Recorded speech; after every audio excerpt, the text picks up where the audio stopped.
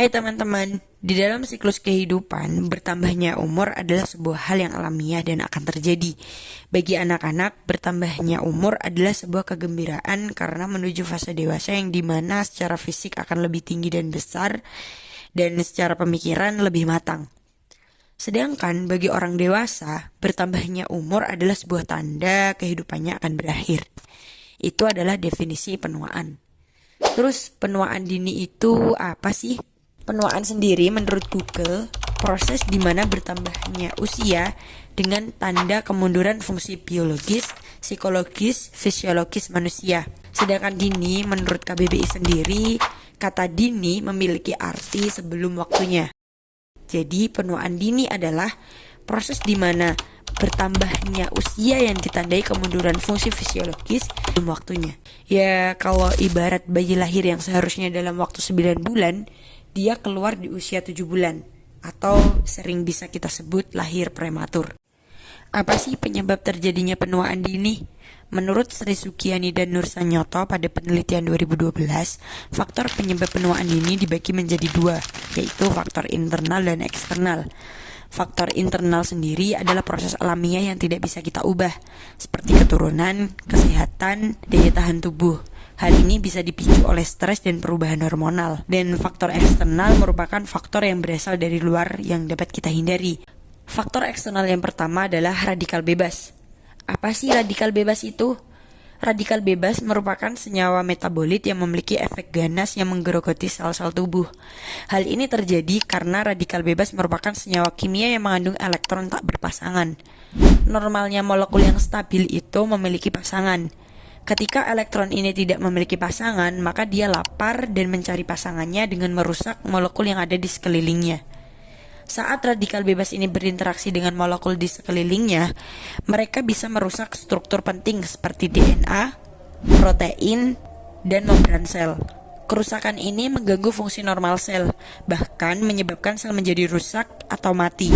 Jika kerusakan sel ini terjadi terus-menerus, ini dapat berkontribusi pada berbagai penyakit degeneratif, salah satunya penuaan dini. Menurut penelitian yang dilakukan Sri Sugiani dan Nur Sanyoto di tahun 2012, radikal bebas sendiri berasal dari dua sumber, yaitu radikal bebas eksogen dan endogen. Radikal bebas eksogen sendiri berasal dari luar tubuh kita, seperti konsumsi makanan yang keliru, polusi udara, dan radiasi sinar ultraviolet. Sedangkan radikal bebas endogen ini berasal dari dalam tubuh kita sendiri. Adanya proses alamiah yang terjadi di dalam tubuh sebagai hasil dari proses metabolisme sel. Seperti contoh, setiap sel tubuh kita, terutama mitokondria, menghasilkan radikal bebas sebagai produk sampingan dari proses metabolisme oksigen dalam tubuh seperti proses respirasi seluler atau pembentukan ATP, reaksi imun, dan proses oksidasi tubuh. Yang kedua, gaya hidup. Pola hidup adalah berbagai aktivitas yang dijalankan selama kehidupan berlangsung. Aktivitas yang tinggi dapat membuat hidup menjadi lebih berkualitas.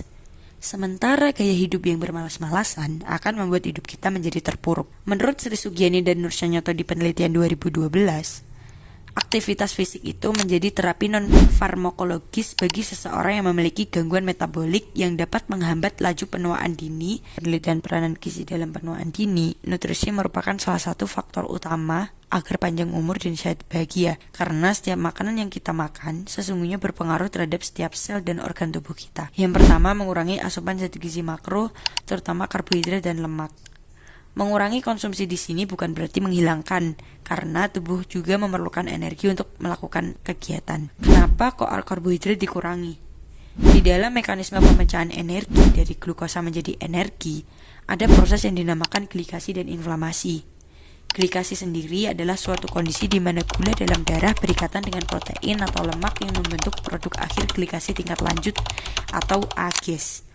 Dan AGEs inilah yang dapat merusak struktur dan fungsi sel. Yang kedua, kenapa kok kita mengurangi lemak? Sebenarnya lemak sendiri dibagi menjadi dua, yaitu lemak jenuh dan lemak tak jenuh. Lemak yang mempercepat penuaan dini adalah lemak jenuh atau lemak trans. Ketika kita mengonsumsi salah satunya, daging merah bisa meningkatkan peradangan dan berkontribusi dalam peningkatan produksi radikal bebas dalam tubuh. Yang kedua, meningkatkan konsumsi zat gizi mikro.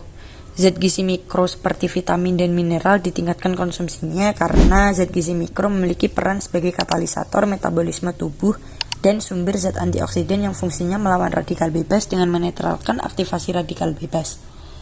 Antioksidan sendiri sebenarnya secara alami sudah ada di dalam tubuh kita. Tetapi jika radikal bebas ini dominan di dalam tubuh akan tetap terjadi stres oksidatif.